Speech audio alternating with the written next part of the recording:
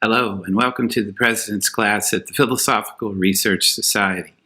My name is Greg Salyer. I'm the president, and I'm happy to offer this series, Seeking Wisdom in Troubled Times, now in the pandemic, and from home. All of us at PRS are safe and well, and we hope you are too. One thing that the pandemic has thrown into high relief for us and our Los Angeles community is just how much of a place we are. Manly Hall's esoteric library, encased in dark wood but bathed in sunlight. Our beautiful courtyard with the loquats ripening now. Our quaint bookstore with its eclectic and fascinating titles. These and other elements of the place make us wistful. We will return there at some point, and we will be even more grateful when we do. Thank you to my colleagues at PRS, Aster, Kelly, Matthew, and Amanda for keeping us going as an online institution. Thank you, viewers, for joining us here on YouTube. Last week, we discussed what stories do, along with why and how they change. We saw that stories are life-sustaining and world-generating. Despite these powerful functions, however, stories are limited and limiting, since they cannot account for everything, especially in a world that is constantly changing, sometimes dramatically. Stories are maps for living, and by their very nature, maps reduce the world to what is manageable and meaningful. But these maps, these myths, always fail, and they almost always fail as the result of a catastrophic intrusion of something outside the map. Some new or overlooked feature of the world that has not otherwise been accounted for, like, say, a pandemic. We saw that our first and natural response to such a challenge to our deepest stories is to reaffirm them in spite of evidence to the contrary. As we're thrown into a liminal zone of anxiety and uncertainty, we continue to cling to them. Eventually, however, a new story emerges, and we have a choice. Do we close our eyes to the new thing in the world, or do we venture into the unknown, open and waiting to be taught by the universe and participate in the creation of a new story, and thereby a new world? In the last lecture, we took a wide view of that process. In this lecture, we look at how new stories emerge, and we focus tightly on one story and one character to see in greater detail how his new story emerged. In the discussion of stories changing and new stories emerging, we had at some point to come to the biblical character Job. His is an ancient story and one of the finest works of literature bequeathed to us. Tennyson called it the greatest poem of ancient and modern times, and many other writers and scholars have recognized its genius. Its origins are murky, but can probably be dated to around the 6th century BCE, a time of profound advancement and wisdom across the globe. In this century, we have the Hebrew prophets, the poetry and prophecy of the Babylonian exile, the great religious innovator Zoroaster, the mystic philosopher Pythagoras, the enlightenment of the Buddha, the beginnings of Jainism with Mahavira, the moral religion of Confucius, or Confucius, and the founder of Taoism, Lao Tzu. This text, Job, belongs in such company. Appropriately enough, the book of Job is found in the genre of Ketuvim, or wisdom writings in the Hebrew Bible. Generally, this genre is marked by difficult teachings using innovative poetic and prose forms and devices. As you will see, this ancient text meets all those criteria, especially that of a story for seekers of wisdom. There was a man in the land of Uz whose name was Job. And that man was blameless and upright, one who feared God and turned away from evil. There were born to him 7 sons and 3 daughters. He possessed 7,000 sheep, 3,000 camels, 500 yoke of oxen, and 500 female donkeys, and very many servants, so that this man was the greatest of all the people of the East. His sons used to go and hold a feast in the house of each one on his day, and they would send and invite their 3 sisters to eat and drink with them.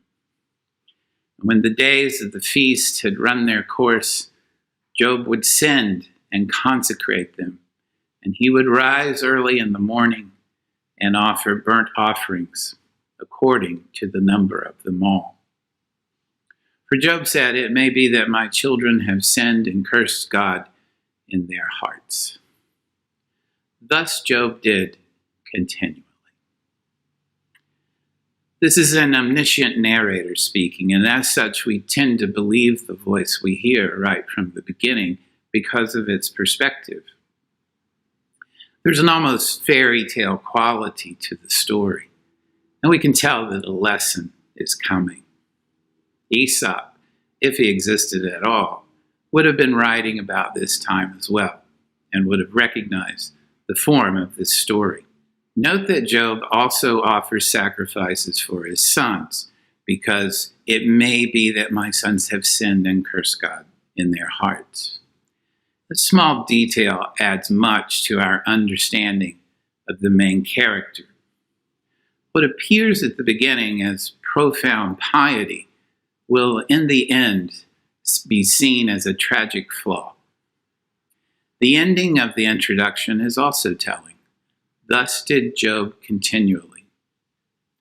Job was not a fair-weather follower of God. He is dedicated and diligent, and the implication from the text is that the story was working. This man has his bases covered, his I's dotted, his T's crossed. He and God have an agreement. If I do X, God will do Y, and Z will not happen. Job's offerings constitute the ancient equivalent of a contract, where the parties look at the cut-open animals and say, "May it thus be done to me if I do not fulfill the requirements of this contract." All is good for Job. I mean, the world is dangerous, and so is God. But Job has this contract, so he and his family at least will be okay. We can imagine him thinking that he has the world mapped, and his story is secure. You can already sense the catastrophes forming like storm clouds on the horizon. The story cannot last, but the reason is shocking. It turns out that God violates the contract, not Job. Enter now a character named Satan, who bets that Job will curse God if he loses everything. This figure is among the sons of God, B'nai Elohim, and bears no resemblance to the New Testament figure of Satan, much less his images as the devil. This Satan is more of a prosecutor for a grand jury of one. He also has some trickster qualities, such as being a gambler, and how his actions move the story forward. He bets God that Job's piety is transactional rather than altruistic. That is, Job offers sacrifices to God because God has, quote, put a fence around him and his house and all that he has on every side, unquote. God takes that bet, and Job begins counting his catastrophes. One day, when his sons and daughters were eating and drinking wine in the eldest brother's house, a messenger came to Job and said, "The oxen were plowing and the donkeys were feeding beside them, and the Sabaeans fell on them and carried them off and killed the servants with the edge of the sword. I alone have escaped to tell you." While he was still speaking, another came and said, "The fire of God fell from heaven and burned up the sheep and the servants and consumed them. I alone have escaped to tell you." While he was still speaking, another came and said, the Chaldeans formed 3 columns, made a raid on the camels, and carried them off and killed the servants with the edge of the sword. I alone have escaped to tell you. And while he was still speaking, another came and said, your sons and daughters were eating and drinking wine in their eldest brother's house. And suddenly a great wind came across the desert, struck the 4 corners of the house, and it fell on the young people, and they are dead. I alone have escaped to tell you. In terms of storytelling, you have to love this paragraph. It's just a cascade of loss and suffering, and the brilliant phrase, while he was still speaking, serves to mark the ridiculousness of it all, echoing the ridiculousness of the bet in the first place. It's almost as if the storyteller is in a hurry to get to the good parts. So he is just going to get all this suffering told in one paragraph. The bet itself is similar. It's a naked plot device to get to the real stuff that comes later on. The text then reads, in all this, Job did not sin or charge God with wrong. That's right, Job. Hold on to that story. It's still working. There's just something weird in the air. These things happen. Just bad luck, mate. These ridiculous anomalies will pass, and soon you can get back to your secure piety and double sacrifices. Actually, my assessment is not quite fair to Job because I'm referring to a line from the narrator. Job's response is actually this. Then Job arose, tore his robe, shaved his head, and fell on the ground and worshipped. He said, naked I came from my mother's womb, and naked shall I return there. The Lord gave, and the Lord has taken away. Blessed be the name of the Lord. As we saw last week, this is Job clinging desperately, albeit heroically, to the story he has known and lived. It is a massive rationalization that happens also to be true. This notion of speaking truth before you actually know it also happens to be a feature of new stories emerging from the old ones. That is, sometimes they look and sound similar, but include an esoteric aspect that even the teller does not quite see yet. We'll come back to this notion near the end. For now, let us mark this passage and note the powerful symbolism of Job shedding the emblems of his former self. Things get worse and worse to the point where Job has lost his children, their homes, his livestock, and he is sitting among the ashes, scraping his loathsome sores with a piece of broken pottery. The symbolism here is almost too painful to bear. The tension too tautly wound, the language too visceral. Then a voice is heard. Surely it is a voice of comfort and relief for all this suffering. It is Job's wife who looks at him and says, "Curse God and die." The late Harold Bloom called Job's wife the hero of the story because she's the only one who makes any sense of the fate that has befallen her husband and family. Job holds on, though, and refuses to curse God. But he is beginning to lose his grip on the old story, and a new story is in its birth pangs. The catastrophes keep coming for Job, now hidden in the form of 3 friends who, stunned by the suffering they see in Job, sit without speaking for 7 days and nights.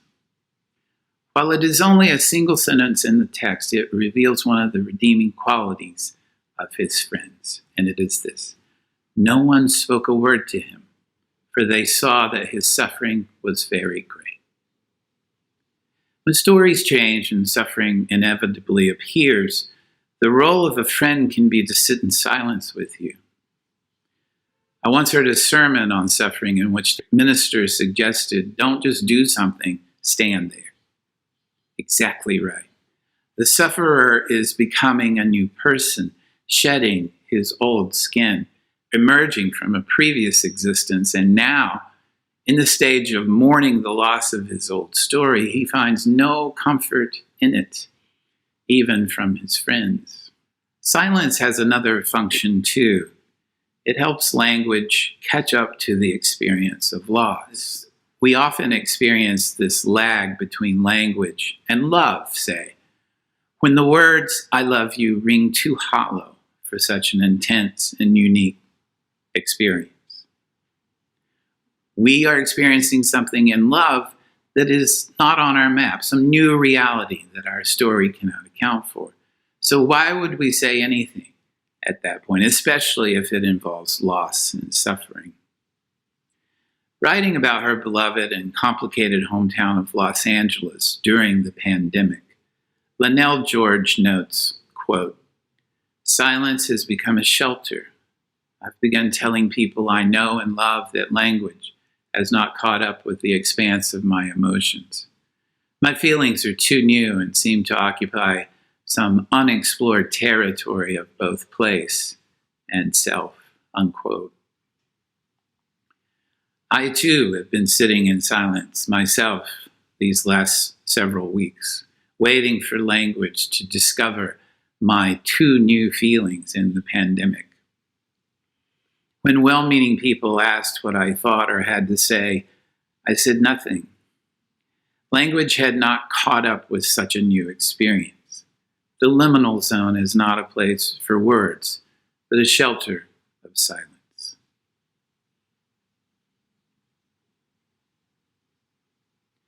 Had Job's friends remained silent, they might have become the heroes of the story.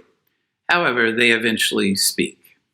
In their various and poetic ways, they charge Job with sin. This is his fault, they inform him, and they have good theology and great eloquence to tell him so. Theirs is a harsh interpretation of their friend's loss, and you may have experienced something similar when friends have more allegiance to a story than to you. In this case, Job's acute agonies are sacrificed on the altar of a pre-existing story, and it is clearly for the sake of maintaining that story rather than actually comforting Job. By the way, and for what it's worth, had Job's friends aggressively sided with him, they would be equally wrong because they would still be abetting the old story. Again, silence would have been better than words here. There's much more involved in this experience than what Job and his friends think there is. And the narrator has already tipped us off to this fact. But there's even more than the narrator conveys. To borrow a metaphor from Jesus, delicious wine of the emerging new story cannot be held in the leaky old wineskin of the previous story. We now enter what the author considers the most important part of the story, which is actually poetry and not prose. The three friends appear in chapter 2, and the climax of the story begins in chapter 38 of 42. What happens in between is a 4-part conversation on the nature of human suffering and the nature of a God who would allow it. Of course, the reader already knows the character of this God from the introduction. Job's suffering occurs not because of a God who is theologically trapped between his own omniscience and human free will, as many interpreters read this text. Neither does Job's suffering occur because, as his friends will argue, he has sinned against God. Remember, this is a God who will induce suffering to win a bet, a God who will treat Job's sincere piety as a poker chip.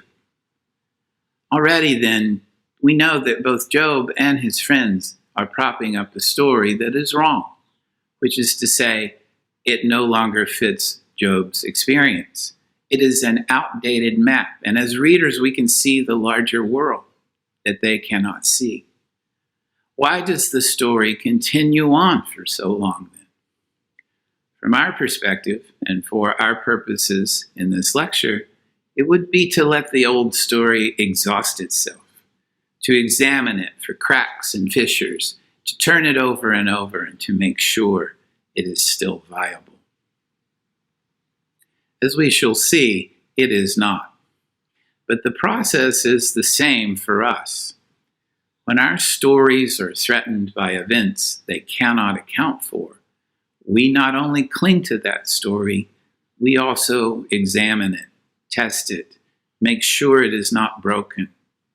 We call in our friends to ask them to confirm our rightness. It's not me, it's her, right? For some 36 chapters, Job and his friends do precisely that. And it is understandable that they would do so in poetry. After suffering comes silence, and after silence comes words.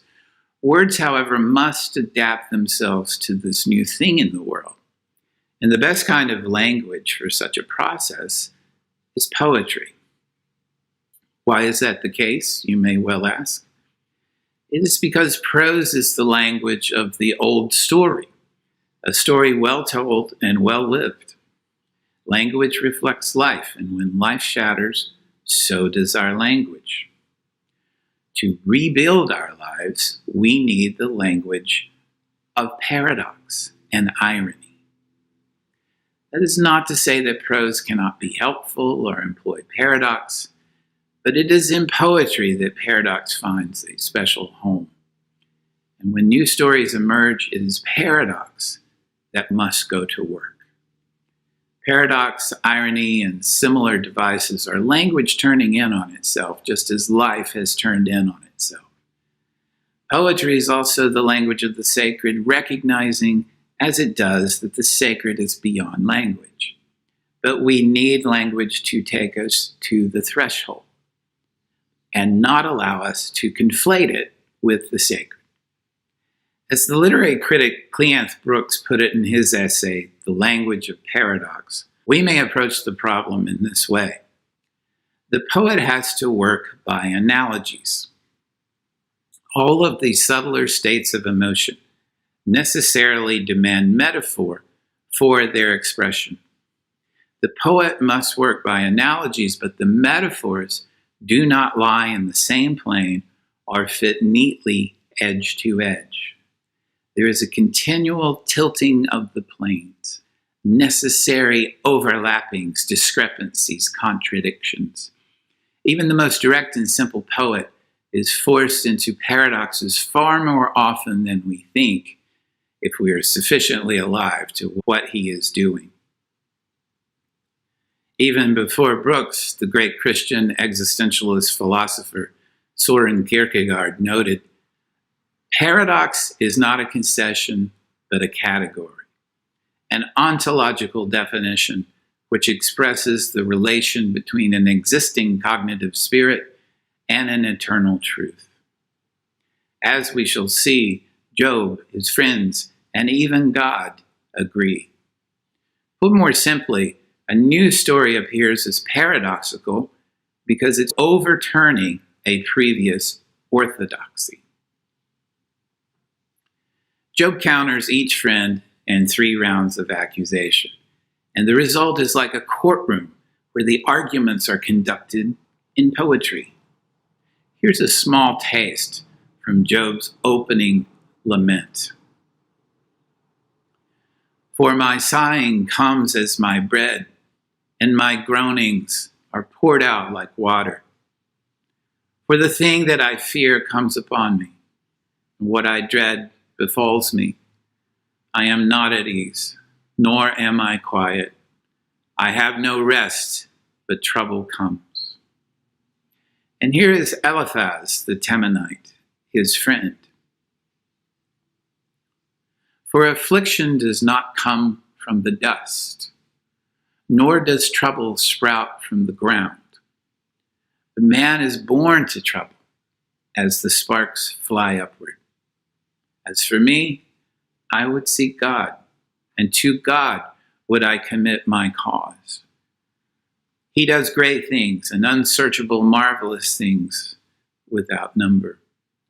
In his 1954 work, Answer to Job, psychologist Carl Jung argues insightfully that the three friends are actually three accusatory voices in Job's own mind, which actually makes them even more powerful.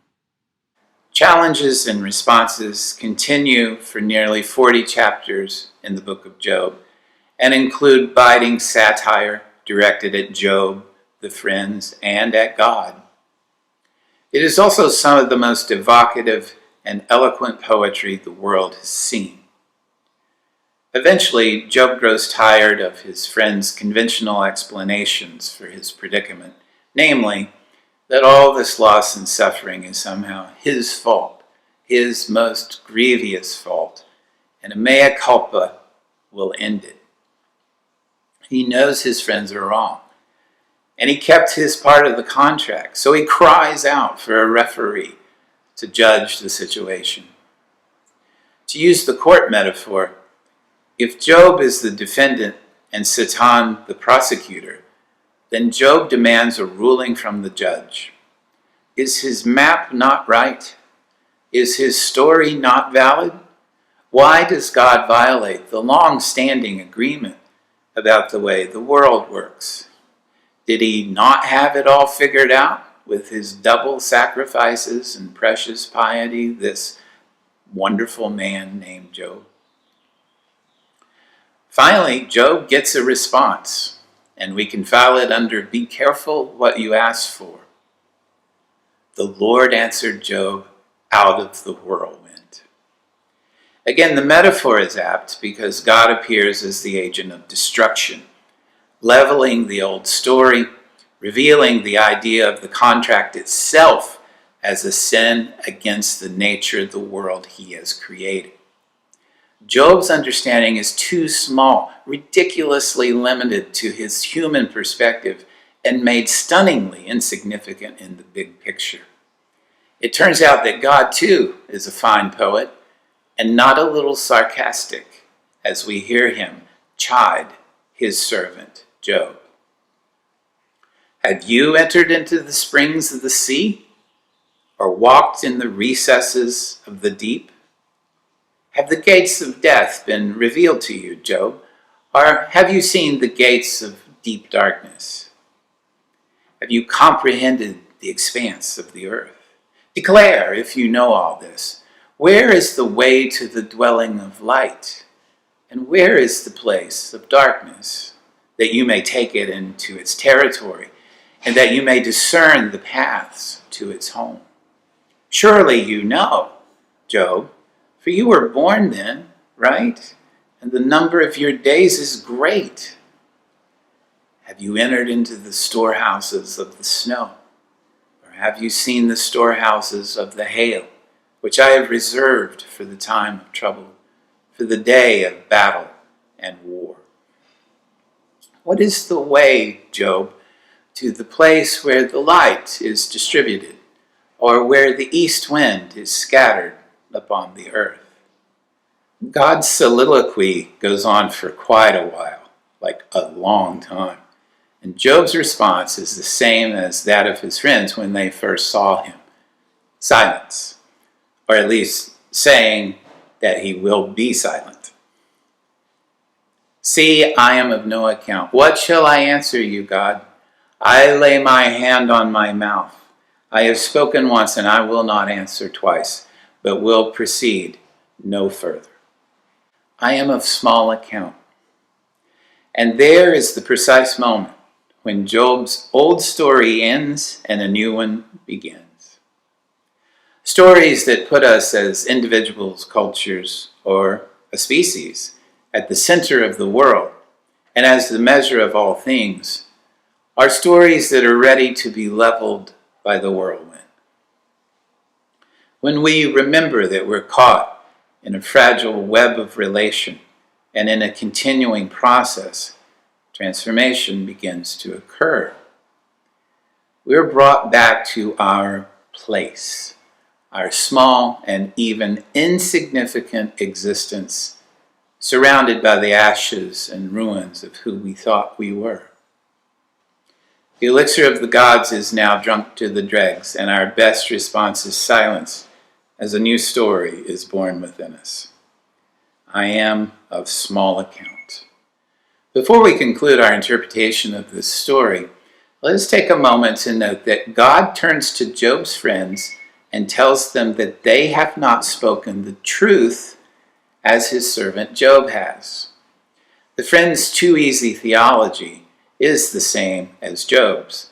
Suffering is the result of sin, and health and wealth are the result of goodness.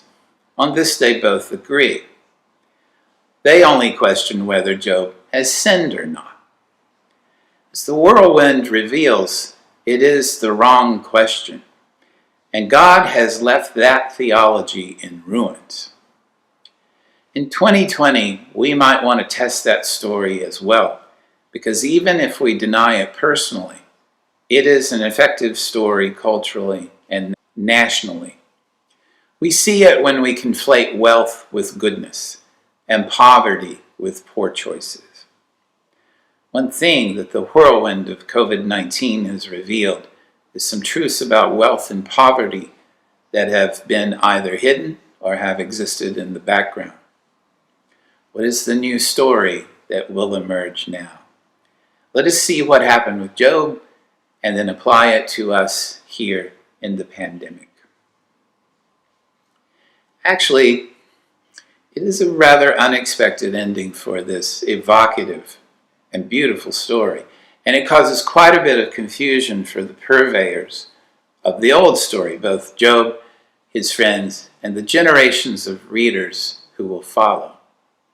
So we're entering into the realm of paradox, where, as Brooks noted, the poet must work by analogies, but the metaphors do not lie in the same plane or fit neatly edge to edge. The ending of Job and the story of that ending are especially instructive for seekers in troubled times. Job's last words to God are these: I know that you can do all things, and that no purpose of yours can be thwarted. Therefore, I have uttered what I did not understand, things too wonderful for me, which I did not know. I had heard of you by the hearing of the ear, but now my eye sees you. Therefore, I despise myself and repent in dust and ashes.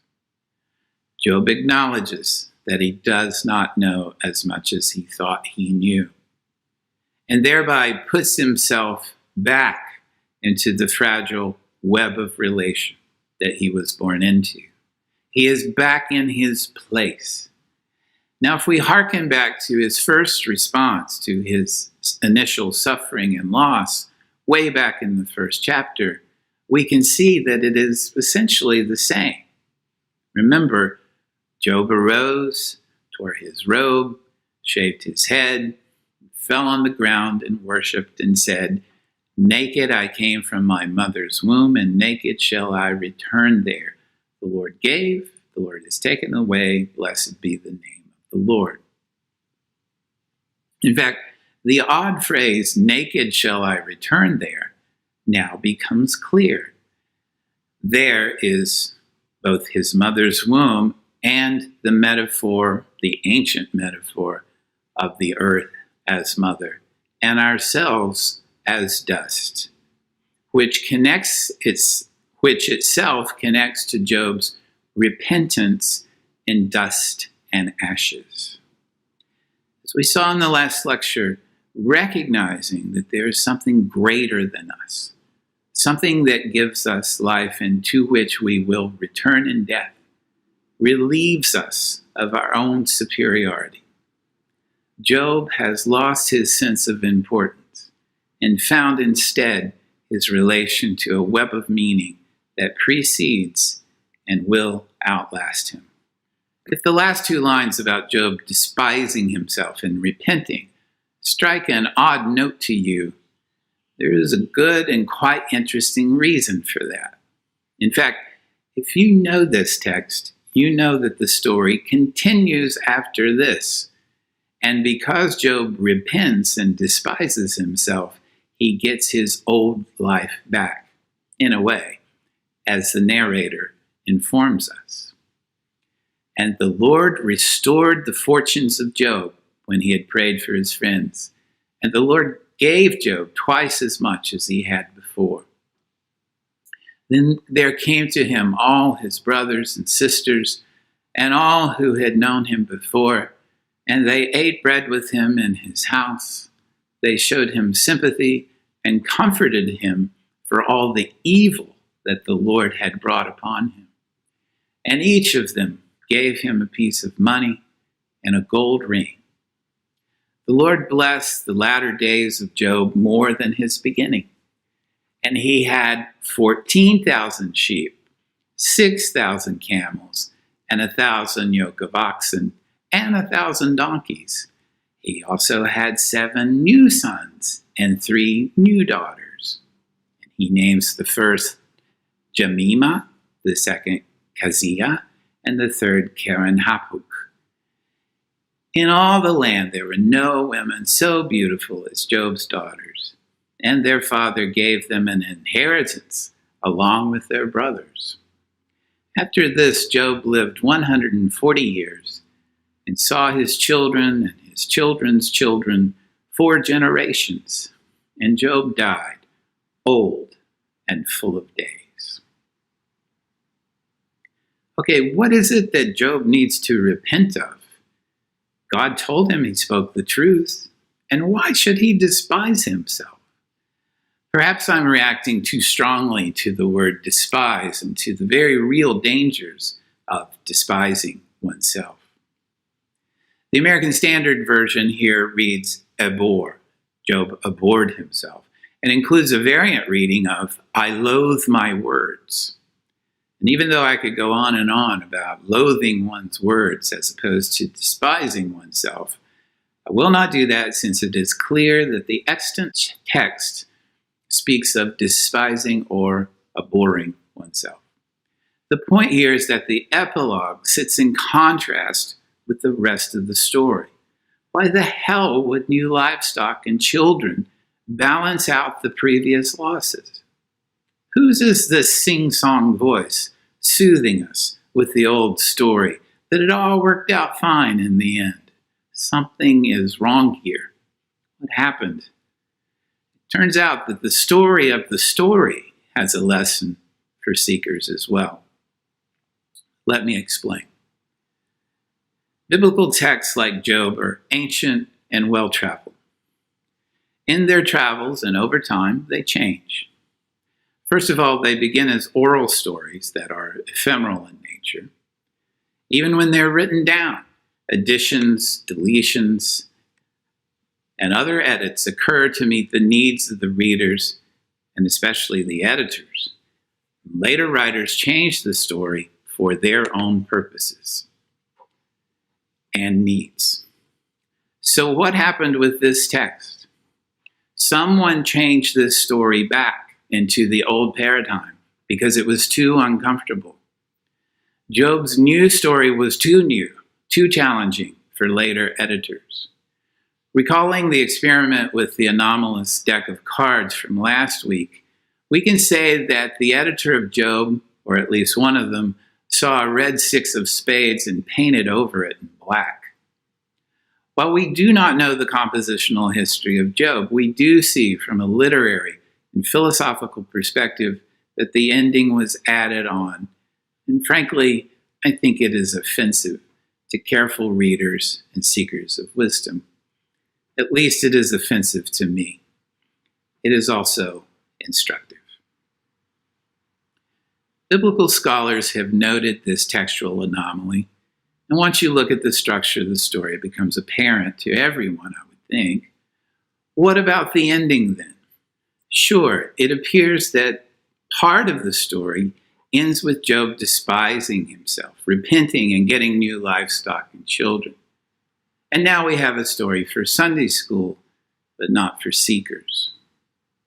Fortunately, stories are dynamic and turn in on themselves, and so we can tell this one about the ending. The renowned translator Stephen Mitchell has another reading of the ending, one that is consistent with the rest of the story and with the world's wisdom traditions. He offers us an alternate reading of the word for repent, one warranted by scholarship. Listen and hear what rings truer for me, and maybe for you too, as the better ending for the book of Job.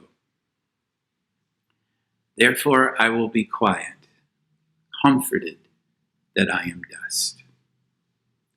Quiet, sitting in silence, comforted that I am dust. Naked I came from my mother's womb, and naked shall I return there. What a relief no longer to be the center and apex of the world. What a relief to be like dust, like the earth, from which I came and to which I will return.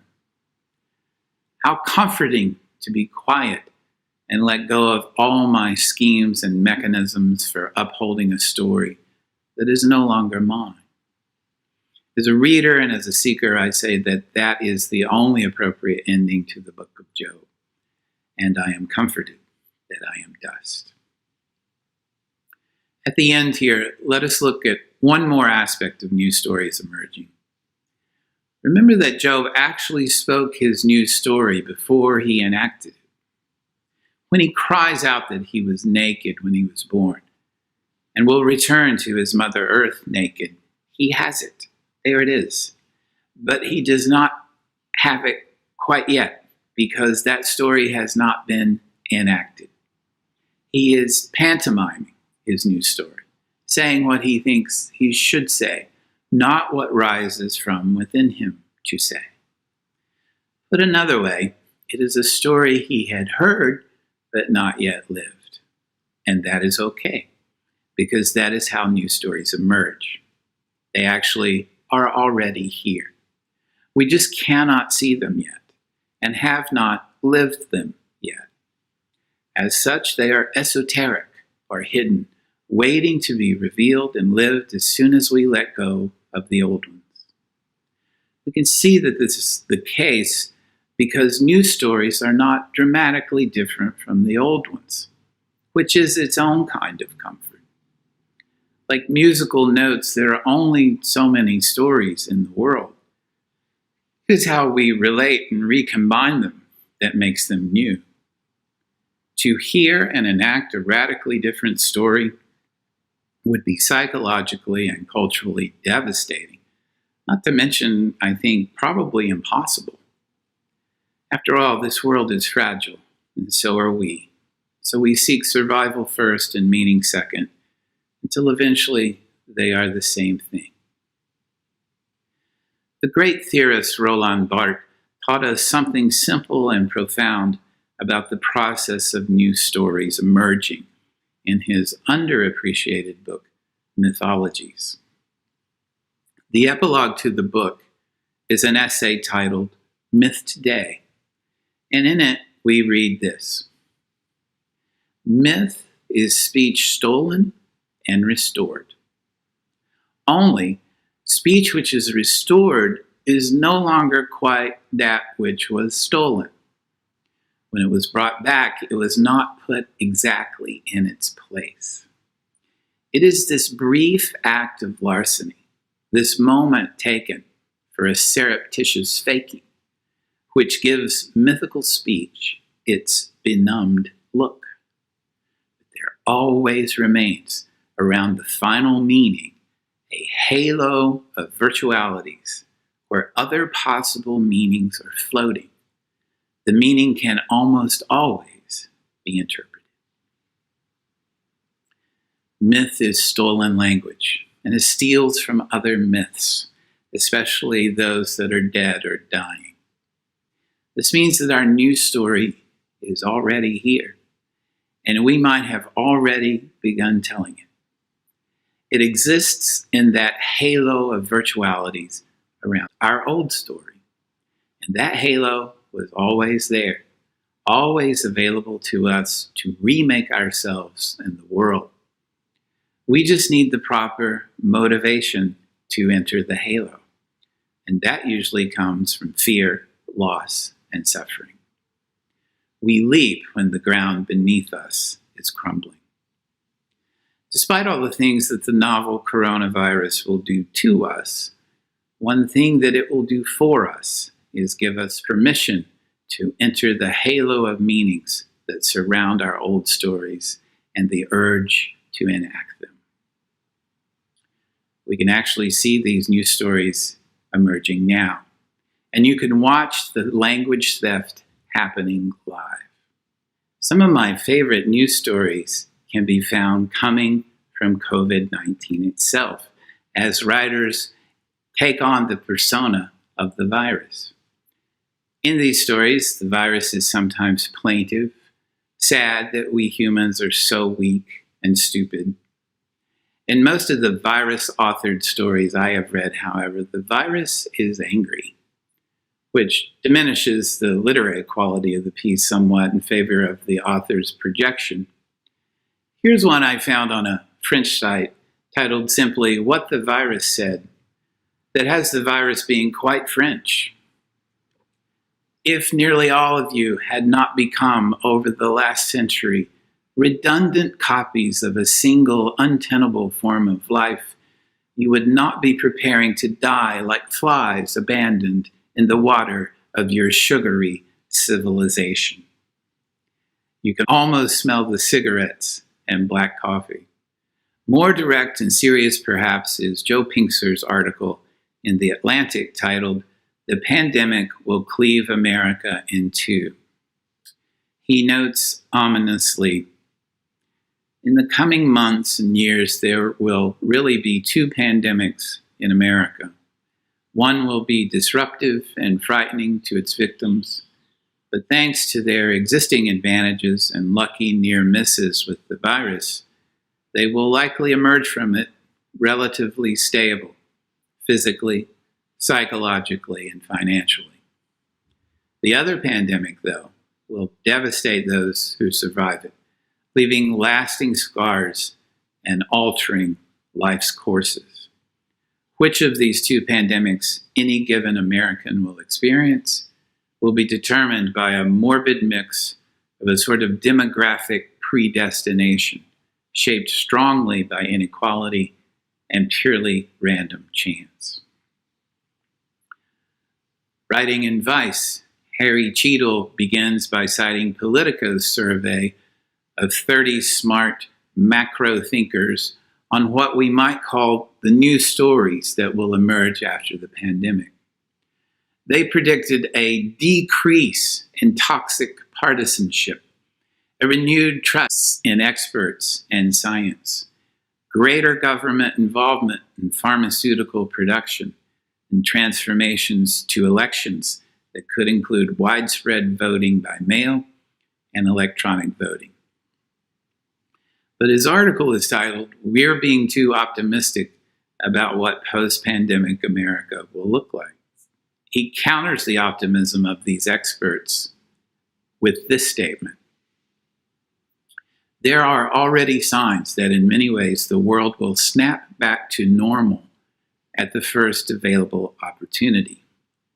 The notion that COVID-19 will shock us into being more responsible about climate change or will lead us to reform our institutions underrates the sheer force of inertia that made us so vulnerable to the virus in the first place. Sure, coronavirus should be a wake-up call on so many fronts, but leaders, particularly in the United States, are likely to just hit the snooze button." He may be remembering 9/11, when we thought everything had changed. And we may have even been ready for a new story then, but we were told to go shopping. That is because there are people in power who want to remain in power.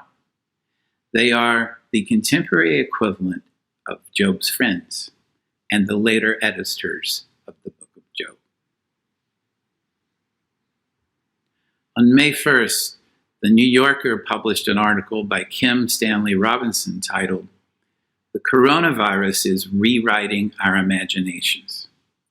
And she has a subtitle that reads, "What felt impossible has become thinkable."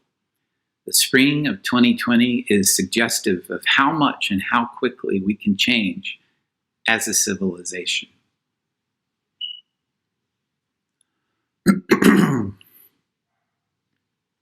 She rightly claims that science fiction has some stories we can steal to use in the new world. And I bet you too, have learned more about statistics and modeling than I ever thought I would. And one old story, that of science, is more relevant than ever, though it is not without its own transformations. Mostly, we are living with uncertainty, the bane of the stock market, but the nature of life on earth. Just ask Job. An anguished voice crying from a desert thousands of years ago speaks to me in the 2020 pandemic and in the catastrophes to come. I am comforted that I am dust.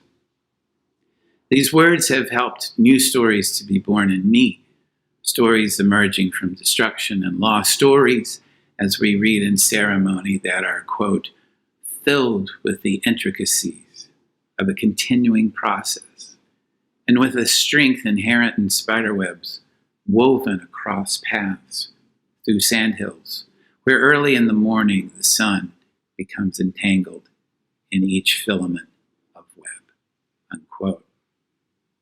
Such raw beauty can be found here in the pandemic, arising only when the ruins of our old stories are left behind. To be relieved of understanding everything and of being the most important thing on the planet is the gift of our changing story. To be relieved of the demands of an obsolete story is a severe mercy. What Manly P. Hall understood, and what the Philosophical Research Society continues, is that stories such as this one from 2,500 years ago contain ideas that are applicable and relevant to our lives today, especially during troubled times. The world's wisdom is the best that has been thought, said, and applied by people throughout history and across the world, using many different metaphors and symbols, but addressing similar experiences of loss and suffering, as well as living well and balanced lives. This fact in itself is a remarkable and a global benevolence, humanity's best gift to itself. Thank you for your attention.